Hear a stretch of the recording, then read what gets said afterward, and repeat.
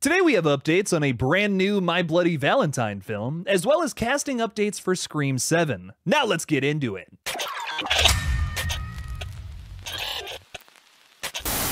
Before we get into today's updates, I want to first thank my beautiful patrons. You all are the reason I can keep making these horror movie updates as frequently as I do, and I'm eternally grateful for your support. Please consider signing up for my Patreon today to become one of the names scrolling up your screen currently. Do so by clicking on the link in the description of this video, or by pressing the join button on this page. Thank you all again, and now let's get into the updates.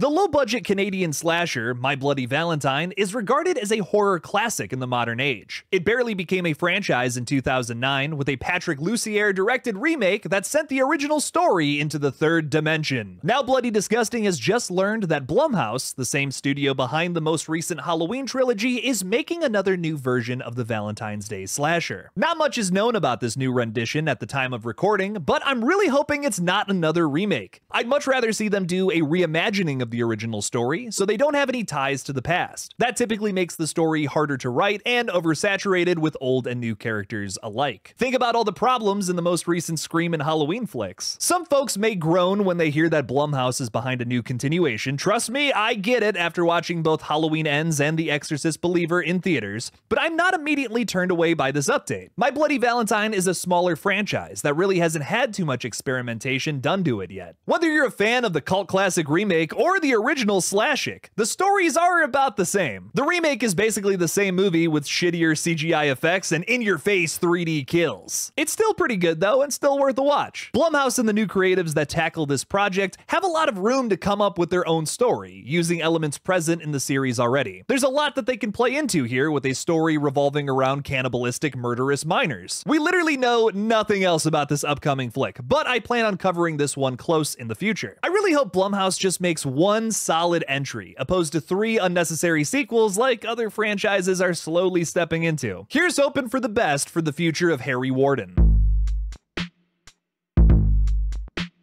A supposed casting leak came out this past week for Scream 7 that suggests that Kerry Russell, Leslie Grossman, Zion Marino, Gail Harold, Kaylee Hyman, and Milo Manheim have joined the cast for the upcoming slasher flick, alongside Neve Campbell as Sidney Prescott. We don't have confirmation on Patrick Dempsey or Courtney Cox returning for the 7th entry yet, but Neve Campbell has hinted in past interviews that we will see more familiar faces in the new flick. This may just be a rumor, but let's talk a bit about these actors and actresses that have apparently joined the cast, and who they could be playing. Starting off with Kerry Russell, who we've talked about in previous updates. Kerry can be seen giving killer performances in a bunch of different movies, including Cocaine Bear, harnessing her inner Joyce Byers, or Dawn of the Planet of the Apes, trying to power a dam with an army of monkeys. Maybe a hot take, but I think that's my favorite Apes movie. She's been nominated for several Primetime Emmys and won a Golden Globe for the television series Felicity. She's rumored to play Sydney's neighbor who doesn't like her too much. Think a Karen-type character. Kerry probably thinks that Sydney brings about the killings and doesn't want her in the community. It could be an interesting character dynamic to explore, and possibly even a Ghostface killer herself. Leslie Grossman is our next potential victim, or Ghostface, who horror fans may know best from her recurring roles on the later seasons of AHS. She also has a small role in the Foo Fighters movie Studio 666. R.I.P. Taylor Hawkins. Zion Marino's most popular credit is a show called Gossip Girl that starred Emily Allen Lind and Thomas Doherty. Maybe an up-and-comer similar to Sonia Amar from Scream 5. She has a show-stealing sequence in that film, though, as a lot of us remember. I'm not the fucking killer! I know.